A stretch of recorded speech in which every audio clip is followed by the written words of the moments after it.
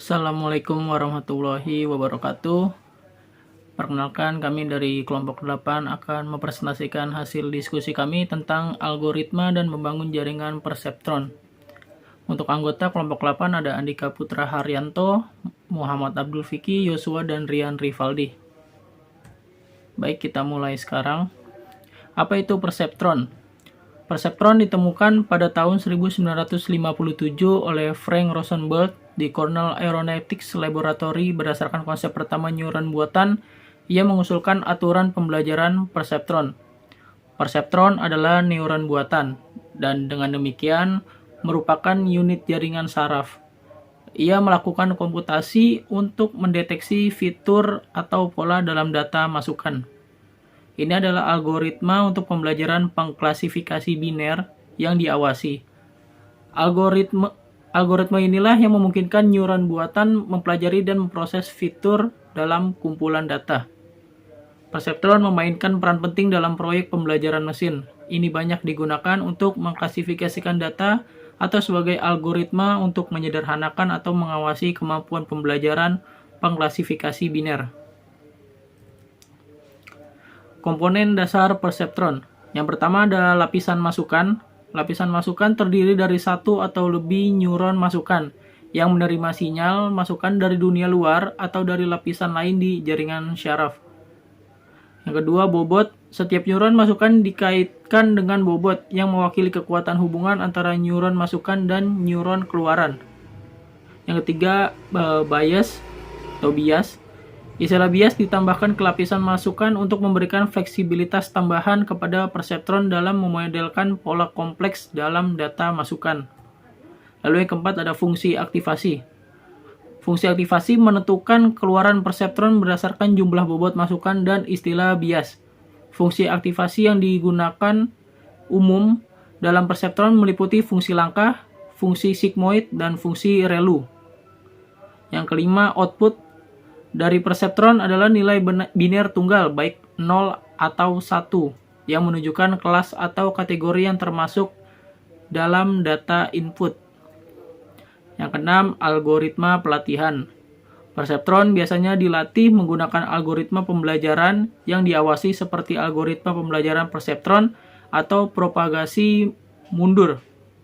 Selama pelatihan, bobot dan bias perseptron disesuaikan untuk meminimalkan kesalahan antara keluaran yang diprediksi dan keluaran sebenarnya untuk serangkaian contoh pelatihan tertentu. Fungsi perseptron. Pada kenyataannya, perseptron adalah fungsi matematika. Data masukan X dikalikan dengan koefisien bobot W, hasilnya adalah sebuah nilai. Nilai ini bisa positif ataupun negatif. Neuron buatan diaktifkan jika nilai positifnya. Oleh karena itu, ini diaktifkan hanya jika bobot yang dihitung dari data masukan melebihi ambang batas tertentu. Hasil prediksi dibandingkan dengan hasil yang diketahui. Jika ada perbedaan, maka kesalahan tersebut disebarkan kembali untuk menyesuaikan bobotnya. Jenis-jenis perseptron ada dua. Yang pertama, perseptron lapisan tunggal, hanya dapat mempelajari fungsi linear yang dapat dipisahkan. Yang kedua, perseptron multilapis. Ini juga dikenal sebagai jaringan syaraf feed-forward, mengatasi keterbatasan ini dan menawarkan kekuatan komputasi yang unggul. Dimungkinkan juga untuk menggabungkan beberapa perseptron untuk menciptakan mekanisme yang kuat. Arsitektur perseptron. Jaringan terdiri dari beberapa unit masukan ditambah sebuah bias. Memiliki sebuah unit keluaran, hanya saja fungsi aktivasi bukan merupakan fungsi biner atau bipolar, tetapi memiliki kemungkinan nilai -1, 0, ataupun 1. Nilai threshold 0 yang ditentukan Fnet 1 jika net lebih besar dari 0. 0 jika minus 0 lebih besar sama dengan net lebih besar sama dengan lebih kecil, net sama dengan lebih kecil sama dengan 0. Lalu minus 1 jika net lebih kecil minus 0. Arsitektur perseptron ini juga menyerupai HEP yang akan dijelaskan di penjelasan materi selanjutnya. Lalu ada algoritma pelatihan perseptron. Algoritma pelatihan jaringan perseptron adalah sebagai berikut. Langkah pertama adalah inisialisasi. Bobot awal 0 sama dengan 0, bias awal sama dengan 0. Yang kedua, tentukan learning rate alpha, di mana 0 lebih kecil sama dengan daripada alpha dan lebih kecil sama dengan daripada 1. Hitung nilai net sigma dari X1 dikali W1 ditambah bias. Yang keempat, hitung output Y dengan fungsi aktivasi Y sama dengan F net 1 jika net lebih besar dari 0.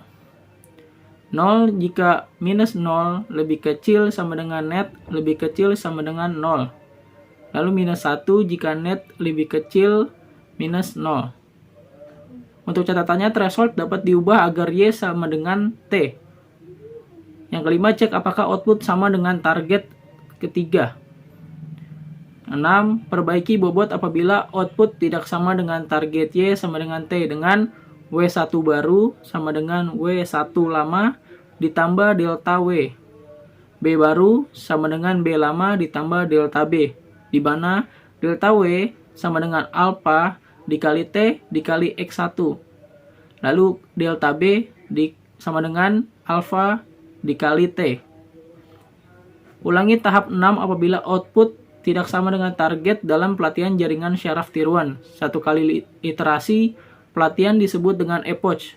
Pada jaringan perseptron, pelatihan bisa terjadi lebih dari satu kali, sehingga hasil pelatihannya nanti akan memiliki beberapa epoch. Untuk kesimpulannya, jaringan perseptron merupakan jaringan yang dapat melakukan perubahan bobot apabila hasil pelatihan tidak sama dengan target. Laju pemahaman learning rate alpha merupakan salah satu variabel yang akan digunakan dalam proses perbaikan bobot pola agar hasil pelatihan dapat sama dengan target. Sekian presentasi dari kelompok kami, kurang lebihnya mohon maaf. Wassalamualaikum warahmatullahi wabarakatuh.